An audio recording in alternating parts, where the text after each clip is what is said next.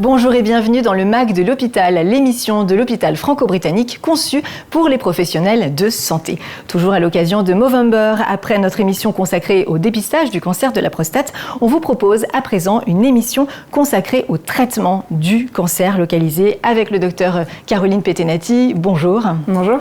Vous êtes chirurgien urologue, chef du service d'urologie à l'hôpital franco-britannique et avec nous également le docteur Ilan Darmon. Bonjour, merci d'être avec nous. Bonjour. Vous êtes oncologue, radiothérapeute à l'Institut de radiothérapie et radiochirurgie Hartmann. Et ensemble, on va donc parler des différentes options thérapeutiques de ce cancer localisé. Pour commencer, docteur Petenati, quand on parle de cancer de la prostate localisé, de quoi parle-t-on exactement ? Eh bien, d'un cancer qui est strictement localisé à la prostate, c'est-à-dire qu'il n'y a pas d'atteinte métastatique, que ce soit au niveau des ganglions du pelvis ou des métastases à distance, l'os, le poumon ou autre organe. Quels sont aujourd'hui les grands types de traitements proposés dans cette situation ? On peut commencer notamment par la surveillance active. Oui, donc la surveillance active est une option thérapeutique. Alors ce n'est pas un traitement en soi, c'est reculer l'échéance d'un traitement et ne proposer un traitement que quand il est requis. La surveillance active se propose pour les cancers de prostate localisés qui sont de groupe ISUP 1, l'ancien score de Gleason, donc Gleason 6. C'est une option qui est validée, qui consiste donc à surveiller le patient avec différents critères et de proposer une thérapeutique active lorsque le cancer a décidé de progresser vers les stades ultérieurs. Et en pratique, ça donne quoi ? Quels examens ? Quel rythme ? Alors en pratique, c'est très simple, c'est un PSA, un suivi du PSA, renouveler une IRM de la prostate à 1 an du diagnostic et renouveler ce qu'on appelle les biopsies anniversaires, des biopsies prostatiques 12 à 18 mois après le diagnostic pour être sûr d'avoir bien classé le cancer initialement et de pouvoir poursuivre la surveillance active. Une fois que ces biopsies anniversaires ont été réalisées, si le patient est toujours en groupe 1, on poursuit la surveillance selon les mêmes modalités et on ne recommence IRM et biopsie que dans certaines situations. Qu'est-ce qu'on peut dire aux patients qui sont souvent anxieux face justement à ce traitement, une stratégie qui ne consiste pas finalement à les opérer, à leur faire de la radiothérapie? Ils sont anxieux, ils ont l'impression qu'on ne fait rien. Qu'est-ce qu'on peut leur dire ? Oui, alors il faut déconstruire cette image. C'est vrai que rapidement, les patients pensent qu'on les abandonne. Parfois, leurs généralistes pensent qu'on ne fait rien. C'est clairement un traitement qui a démontré son innocuité, son bénéfice pour les patients, puisqu'on va reculer l'échéance d'un traitement et donc des effets secondaires potentiels des traitements. Et surtout, on sait que les cancers de groupe 1 sont des cancers non agressifs, des cancers qu'on n'aurait pas dû trouver en fait. D'ailleurs, dans les pays anglo-saxons, ils appellent plus ça un cancer, ils appellent ça des lésions précancéreuses. Et de plus en plus, dans les congrès internationaux, mais européens, on a des pour ou contre, faut-il parler de cancer pour les groupes 1. Donc, moi, je rassure les patients en disant, voilà, vous avez une première étape de cancer de la prostate, il ne faut pas le traiter parce que ce serait clairement péjoratif pour vous, ça ne serait que délétère. Je vous surveille de près et si ça progresse, on l'aura détecté précocement pour vous traiter quand ce sera nécessaire. Et alors pour les patients qu'on va traiter, parmi les traitements, il y a la curithérapie. Ça consiste en quoi ? Alors la curithérapie, c'est une forme de radiothérapie interne où on va mettre au sein de la prostate, on va implanter des petits grains d'iode radioactifs sur des grains qui font quelques millimètres. Donc on va venir par voie transpérinéale sous contrôle échographique au bloc opératoire. Dans certains endroits, ça se fait en équipe conjointe avec l'urologue. Et donc l'enjeu, c'est de traiter l'ensemble de la glande prostatique. Alors c'est aujourd'hui dédié pour les patients qui ont un risque intermédiaire favorable, donc les fameux groupes ISUP 2, les anciens Gleason 3+4, ou les Gleason 6 qui seraient avec des critères de sortie de surveillance active, on va dire en tout cas où les patients qui ne souhaitent pas de surveillance active, pour lesquels ils veulent un traitement plus curatif, avec quelques critères également concernant le volume prostatique. Il faut avoir une prostate qui fait moins de 50 cc. En général, on privilégie les PSA inférieurs à 15. Et également une bonne fonction urinaire, donc il faut que ce soit des patients qui soient peu symptomatiques sur le plan urinaire. Alors pour ça, on fait remplir en général en consultation préimplantatoire un IPSS, un score qui va évaluer du coup la fonction urinaire. Docteur Darmon, est-ce que vous pouvez nous parler des autres techniques de radiothérapie ? Alors, donc là, je venais de parler de la radiothérapie interne avec la curithérapie. Et donc, dans la majorité des circonstances, quand on propose une radiothérapie à un patient, c'est par voie externe. C'est-à-dire que c'est un accélérateur de particules qui est externe au patient, qui va délivrer des rayons X à très haute énergie au niveau donc, du volume que l'on va définir, en l'occurrence la prostate pour le cancer de la prostate. Et parmi les différentes techniques de radiothérapie externe, on va distinguer la radiothérapie, je dirais, conventionnelle, avec modulation d'intensité, où on va délivrer des séances quotidiennes en fonction des protocoles entre 20, ça peut aller jusqu'à 39 séances. Alors aujourd'hui, on est quand même dans des protocoles de plus en plus raccourcis, donc des séances de 10 minutes quotidiennes au niveau de la prostate. Et puis, il y a également des techniques, je dirais, un peu plus évoluées d'un point de vue technologique, avec la radiothérapie en conditions stéréotaxiques. Alors là, l'enjeu, c'est de donner des plus fortes doses, et on passe de 20 à 5 séances, plus fortement dosées. Ça nécessite pour ça une préparation un peu plus drastique, parce qu'il faut avoir une précision vraiment millimétrique. On fait appel souvent à nos collègues urologues ou radiologues pour mettre au sein de la prostate des petits grains d'or qui vont nous permettre de suivre, de traquer la prostate, le mouvement de la prostate qui peut bouger de plus d'1 centimètre au cours d'une séance, pour avoir cette précision extrême. Plus ou moins, alors il n'y a pas de vrai niveau de preuve sur la diminution de la toxicité. On peut parfois aussi en profiter pour insérer dans l'espace interprostato-rectal un gel à base d'acide hyaluronique qui va se dissoudre avec le temps pour protéger encore mieux la muqueuse rectale. Et donc ça, ce sont vraiment des avancées technologiques pour ces cancers localisés, avec une efficacité qui est comparable, des profils de tolérance aussi globalement comparables, quelle que soit la technique. Alors peut-être un petit peu mieux sur le long terme, et encore, on a des études qui sont un peu discordantes, avec la radiothérapie stéréotaxique, des fois ça fait mieux, des fois ça fait un peu moins bien, mais globalement ça reste à peu près équivalent. Et puis on a encore l'évolution technologique qui nous permet aujourd'hui de faire ce qu'on appelle de la radiothérapie adaptative, où en fait à chaque séance on va voir une image de la prostate et on va se recaler précisément dessus en fonction de comment est remplie la vessie, comment le rectum est vide, donc avoir encore une précision au sein même de la séance, et des techniques aussi avec des IRM embarqués au sein des accélérateurs de particules. Mais globalement, quelle que soit la technique de radiothérapie aujourd'hui, il n'y a pas une vraie différence en termes d'efficacité ou tolérance, c'est globalement équivalent. C'est plus, je dirais, l'environnement local qui va permettre de distinguer les différentes modalités de traitement. Vous avez beaucoup d'armes thérapeutiques et c'est pas fini. Docteur Petenetti, vous pouvez nous parler des traitements focaux? Oui, donc il y a les traitements focaux, notamment les ultrasons, qui consistent en fait à aller traiter le cancer de la prostate par des ultrasons que l'on délivre par voie endorectale. Ça se fait au bloc opératoire sous anesthésie générale. Il faut évaluer la fonction urinaire, comme pour la curithérapie, parce qu'il peut y avoir des répercussions de syndrome obstructif ou irritatif après ce geste-là. C'est une thérapeutique qui est toujours en cours d'évaluation, mais que l'on peut proposer chez des patients qui ont des cancers bien localisés. L'enjeu de ce traitement focal, en fait, c'est pour les patients qui souhaitent absolument préserver au maximum possible leurs érections. Pour ça, il faut faire un traitement donc, qui est focalisé soit sur une cible, c'est-à-dire qu'il y a du cancer uniquement dans une cible qui a été identifiée à l'IRM, ou on traite un seul lobe de la prostate. Faire un traitement focal pour traiter toute la prostate n'a pas tellement de sens. Donc il y a des critères bien définis pour lesquels on peut proposer ce traitement focal.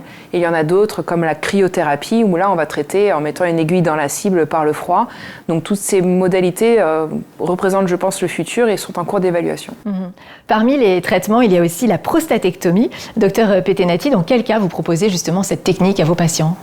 Donc c'est un acte chirurgical qu'on propose pour les patients qui ne sont pas donc de groupe 1, sauf s'ils refusent la surveillance active. Donc pour les patients qui sont des groupes ultérieurs, groupe 2, groupe 3, etc. Et c'est un acte donc, qu'on peut proposer. Alors il y a des critères tout de même. Tous les patients ne sont pas éligibles à ce geste chirurgical. Il y a le facteur âge qui rentre en compte parce que l'enjeu de cet acte chirurgical, c'est les répercussions et notamment sur la continence. Et habituellement, on ne propose pas cette chirurgie à partir d'un critère âge qui est difficile à définir, parce qu'il y a l'âge physiologique, mais il y a l'âge physique. C'est 70, 75 ans. On l'évalue bien sûr en fonction de la forme physique du patient, de ses antécédents. On peut très bien opérer un patient fit de 75 ans. Donc voilà, il y a des critères d'âge et des critères liés au cancer, bien sûr. Est-ce qu'on peut préserver la fonction sexuelle et urinaire grâce à des techniques de préservation ? Alors pour ce qui est de la chirurgie, on fait ce que l'on appelle la préservation des bandelettes neurovasculaires. Alors qu'est-ce que c'est que ces fameuses bandelettes? Il ne faut pas l'imaginer comme un cordon à droite, à gauche, et puis on va essayer de séparer ce cordon comme un nerf. C'est beaucoup plus subtil que ça, c'est vraiment comme un voile qui vient recouvrir la prostate, comme si on devait peler un oignon. Donc pour préserver les bandelettes neurovasculaires, on peut le faire de façon unilatérale ou bilatérale, dans certains critères très définis du cancer, de son agressivité, de sa localisation. Une fois qu'on a décidé si on préserve de façon unie ou bilatérale, au bloc opératoire, en fait, il faut aller peler la prostate, comme si on pelait un oignon. Donc le risque, c'est qu'on rentre dans la prostate et donc qu'on rentre dans le cancer. C'est pour ça qu'il y a vraiment des critères bien stricts à respecter pour proposer cette préservation aux patients quand elle peut être faite. Et il faut expliquer aux patients que même si on préserve les bandelettes neurovasculaires, il y aura une répercussion sur les érections. Il n'y a aucun traitement qui épargne à 100% les érections. Et en radiothérapie, comment vous y prenez pour préserver la fonction sexuelle? C'est vrai qu'à la différence du chirurgien, on n'a pas le plan, on va dire, anatomique. Donc on utilise l'imagerie, scanner, IRM pour définir les zones qu'on veut traiter. La difficulté, c'est de repérer ces fameuses bandelettes neurovasculaires. Néanmoins, on sait qu'avec la radiothérapie, elles ont une certaine, je dirais, résistance, ou en tout cas, elles tolèrent beaucoup mieux la radiothérapie. En tout cas, on prend moins de risques sur le risque de dysfonction totale. Néanmoins, il peut y avoir une diminution de la qualité des érections, une modification de l'aspect du sperme qui va être un peu moins liquide, un peu moins visqueux, un peu plus liquide.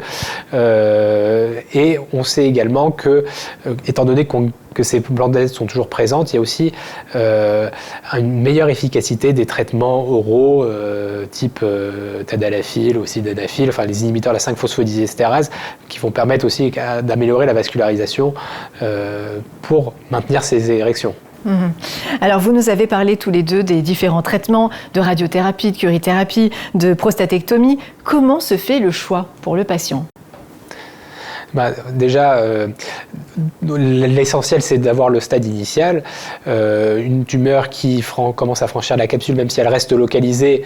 Alors Caroline en parlera mieux que moi, mais d'un point de vue chirurgical, l'enjeu c'est d'être complet, c'est de ne pas avoir de reliquat pour éviter d'avoir la double sanction thérapeutique. Quand je dis double sanction, c'est-à-dire chirurgie suivie d'une radiothérapie si le PSA ne devient pas indosable. Et s'il reste localisé, on a des données certes qui ne sont pas des comparaisons directes, on n'a pas des randomisés qui ont comparé la chirurgie à la radiothérapie, mais en tout cas des données de survie qui semblent montrer une équivalence, et en fonction du profil de patient, on va s'orienter, en tout cas on va donner les enjeux aux patients et s'orienter vers tel ou tel traitement. Typiquement un patient qui a des gros syndromes obstructifs au niveau urinaire et qui est en âge pour avoir une prostatectomie, je pense qu'il vaut mieux aller vers une prostatectomie, sera mieux sur le plan urinaire que d'aller vers la radiothérapie où on va avoir plus de syndrome irritatif et on risque d'aggraver encore sa fonction urinaire. Donc c'est une décision avec les différents collègues thérapeutes, mais aussi avec le patient, il faut que ce soit une décision concertée. Comment vous assurez le suivi à long terme ? C'est un suivi qui est très simple, ça repose uniquement sur le PSA. Quand on opère un patient, quand on fait une prostatectomie, donc une ablation totale de la prostate, il n'y a plus de PSA. Donc on considère le PSA indétectable, 0,0 et quelques. Et on suit le PSA toute la vie du patient et on va détecter la récidive si le PSA augmente. Après radiothérapie, je laisse le docteur Darmon nous expliquer les subtilités. C'est vrai qu'après radiothérapie, on n'est pas comme, je dirais, de façon un peu schématique, binaire, comme après une prostatectomie, où le PSA, déjà, on va avoir une décroissance qui va être lente et progressive. On dit classiquement qu'il faut attendre à peu près 2 ans pour obtenir le nadir de PSA, c'est-à-dire sa valeur la plus basse, et avec parfois des petites fluctuations qu'on peut voir. Par exemple, après une curithérapie, on a souvent ces fluctuations, ce qu'on appelle un effet rebond, qui peut arriver dans près de 20% des cas entre 2 et 3 ans après une curithérapie. Après une radiothérapie en conditions stéréotaxiques, c'est-à-dire une radiothérapie très ciblée qu'on fait en général en 5 séances, on constate des rebonds un peu plus précoces, entre 9 et 18 mois en général. Et même après une radiothérapie externe standard en 20 à 39 séances en fonction des habitudes et de chaque centre, on peut avoir des petites fluctuations. Et donc l'enjeu, c'est justement ce suivi rapproché pour ne pas être dans la surconsommation, je dirais, d'examens complémentaires. Alors vous travaillez avec des applications numériques de suivi, notamment pour le périopératoire. Comment ça fonctionne? Comment ça marche tout ça? Alors c'est l'avantage d'être en 2025, il y a beaucoup de nouveautés qui nous permettent de nous aider à prendre en charge nos patients. Et donc ces applications, il y a notamment des applications périopératoires. Les patients la téléchargent et en fait elles donnent accès à des vidéos d'information, des vidéos explicatives, comment se passe le bloc opératoire, qu'est-ce que c'est qu'une sonde urinaire, pourquoi est-ce que je la garde 7 jours. Ça donne des messages de prévention, arrêter le tabac avant de fumer. Donc plein de petits outils. Malheureusement, tous ces outils, on aimerait pouvoir nous les donner aux patients en consultation, mais on n'a pas ce temps dédié, on ne peut pas. Et donc ces outils nous permettent vraiment de préparer le patient au mieux pour son bloc opératoire. Et ces outils permettent également le suivi post-opératoire, où le patient peut enregistrer en temps réel ses données post-opératoires, la fièvre, ses douleurs, et nous envoyer des alertes en cas de douleur non soulagée, de fièvre élevée, qu'on puisse rappeler le patient. Alors, de plus en plus de patients arrivent en consultation après avoir interrogé des moteurs d'intelligence artificielle. Comment vous gérez ça? C'est une nouvelle réalité? Ça complique les choses ou pas? Je vais avoir une réponse partagée. Il y a beaucoup d'avantages de ces outils en termes d'information des patients. On sait que lors de notre consultation, quand on explique aux patients, il y a beaucoup de choses à dire et finalement, ils ont du mal à tout enregistrer parce qu'il y a trop d'informations. Pour nous, c'est naturel, c'est notre quotidien. Pour lui, c'est son cancer et c'est la première fois qu'il fait face à ça. Avoir consulté des modules d'intelligence artificielle avant leur permettent en fait de mieux appréhender, de mieux comprendre et finalement d'arriver à notre consultation avec des questions qui sont bien précises et en fait on avance beaucoup plus vite. Donc ça c'est le point positif. Le point négatif, c'est qu'ils vont venir avec des a priori, ils vont venir en pensant savoir, presque en nous disant voilà, l'intelligence artificielle m'a dit que je dois avoir ce traitement et nous on doit déconstruire toute cette information parce qu'il y a des subtilités que l'intelligence artificielle peut ne pas voir. Les sources d'informations ne sont pas forcément les bonnes. Et chaque cas est particulier. Et chaque cas est particulier, ouais. Donc pas facile à gérer. On s'en sort. Oui, c'est ça. Mais après, c'est vrai que la principale limite, je dirais, de ces outils qui sont, encore une fois, très performants et d'une monnaie, c'est toute l'information qu'on va leur donner. Donc, le patient va sélectionner un certain nombre d'informations. Il va peut-être négliger, sans le savoir, des informations pertinentes et qui auront un impact sur le projet thérapeutique. Et c'est toute la difficulté de cette surinformation. Mais on parle d'intelligence artificielle. Il y a également les forums de patients qui vont parler de tel ou tel traitement, de telle ou telle thérapeutique.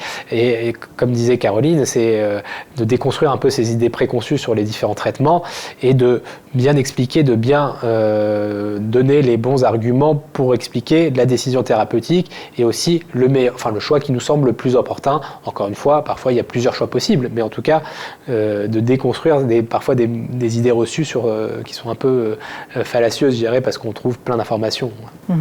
Dans un instant, vous répondrez aux questions des médecins généralistes. Mais avant ça, j'aimerais qu'on parle de récidive. Est-ce que le cancer localisé peut récidiver après un traitement ? Oui, tout cancer peut récidiver. C'est pour ça qu'on ne dit jamais à un patient qu'il est guéri. C'est un mot que je m'interdis d'utiliser malheureusement parce que on doit parler de rémission. Un patient, il est en rémission de son cancer jusqu'à une potentielle récidive. Donc tout cancer peut récidiver et la prostate également. Et le détecter est assez facile au final, grâce au PSA. Du coup, vous faites quoi ?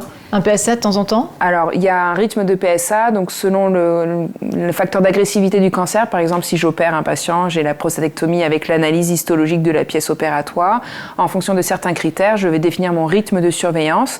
Si le cancer est un peu plus avancé que ce qu'on croyait, ou des facteurs d'agressivité, je vais le suivre tous les 3 mois la première année, puis après espacer. Les récidives précoces, c'est dans les 2 premières années. Après, on peut se détendre un petit peu, faire un PSA tous les 6 mois, par exemple. Le moment est donc venu de répondre aux questions des médecins généralistes à l'adresse qui s'affiche hfb-lemag@cognac-jet.fr. Première question, comment en tant que médecin généraliste, comment peut-on s'intégrer dans la surveillance ? Alors ça c'est très important effectivement parce que beaucoup de patients sont très attachés à leur suivi avec leur thérapeute, donc avec l'urologue. Les radiothérapeutes suivent leurs patients 5 ans après traitement, parfois plus ouais, voilà. Mais nous, les urologues, c'est vrai qu'on peut avoir un suivi vraiment très très long. Mais il y a beaucoup de patients, ils sont attachés. Mais il y en a aussi beaucoup qui veulent mettre le cancer derrière eux et qui, quand ils voient leur PSA qui est bien, ne font plus leur suivi avec le spécialiste. Et donc la charge revient en fait aux généralistes. Et c'est très important que les généralistes connaissent ces subtilités du PSA en fonction du traitement qui a été donné. Je vous le disais tout à l'heure, une prostatectomie, le PSA il doit être indétectable. Donc si vous avez un patient qui vient à votre consultation avec un PSA 0,1, c'est pas normal. 0,2, il est en récidive et donc on doit chercher des métastases. Or, le patient, lui, va voir son PSA 0,2, il va dire c'est génial, le laboratoire, la norme c'est 4, donc il va dire je suis largement en dessous de la norme.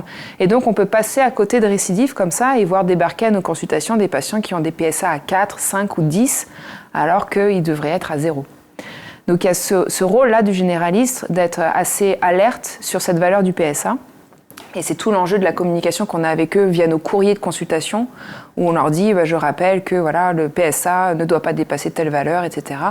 Parce qu'on a ce rôle d'éducation, les généralistes ne peuvent pas tout connaître.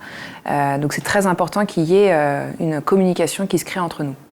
Autre question d'un médecin de Neuilly-sur-Seine. Quelle est la conduite à tenir pour des patients qui souffrent d'une rectite radique ?